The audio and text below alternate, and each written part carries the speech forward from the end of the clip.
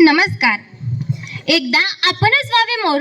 मला हा नाव वाचताना प्रश्न पडला की कवीला का वाटलं असेल आपण मोर व्हावं म्हणून. आणि जेव्हा मी ह्याचं मुखपृष्ठ पाहिलं तेव्हा मी हरवूनच गेले. किती सुंदर असं चित्र आहे यावर. आणि मी कितीतरी मोरांवरच्या गोष्टी ऐकल्या आहेत, कविता वाचल्या आहेत. मला त्यामधून आनंद भेटला. पण हा मोर काही वेगळाच आहे आणि तो मोर अगदी हृदयाच्या कुपीत जपून ठेवण्यासारखा आहे. यामधल्या प्रत्येक कविता त्या आपल्या मनाला भिडण्यासारख्या आहेत.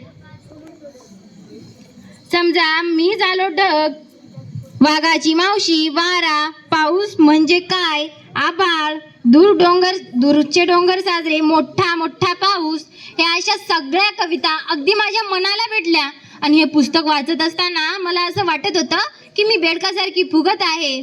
मला ना हा मोर काही वेगळाच वाचला, कारण मी प्रत्येक मोर पाहिले. त्यामध्ये प्रत्येक मोराचे वैशिष्ट्य काही वेगळ्याने जाणवले होते. पण या पुस्तकातले रंग काही वेगळेच आहेत आणि यामधले चित्र सुद्धा फार सुंदर आहेत.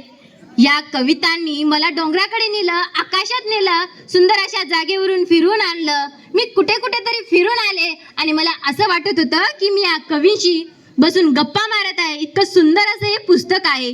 उगीच्या पुस्तकाची निवड झालेली नाही. या पुस्तकाचं नाव एवढं सुंदर आहे तर हे पुस्तक किती सुंदर असेल हे वाचताना मला कळालं.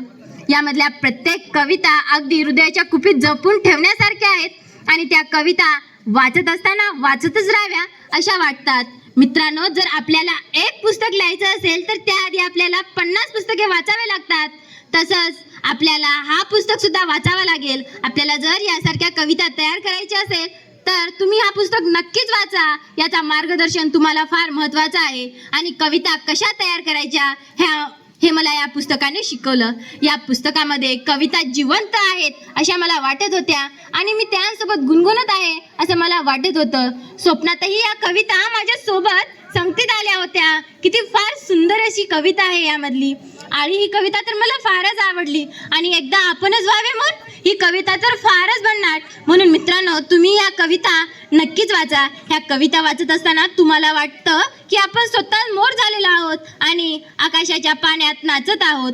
एवढं सुंदर असं पुस्तक तुम्ही नक्कीच वाचलं पाहिजे. आणि नाही वाचलात तर या सुंदर अशा ज्ञानाला मुकाल. म्हणून तुम्ही हा पुस्तक नक्कीच वाचा. धन्यवाद.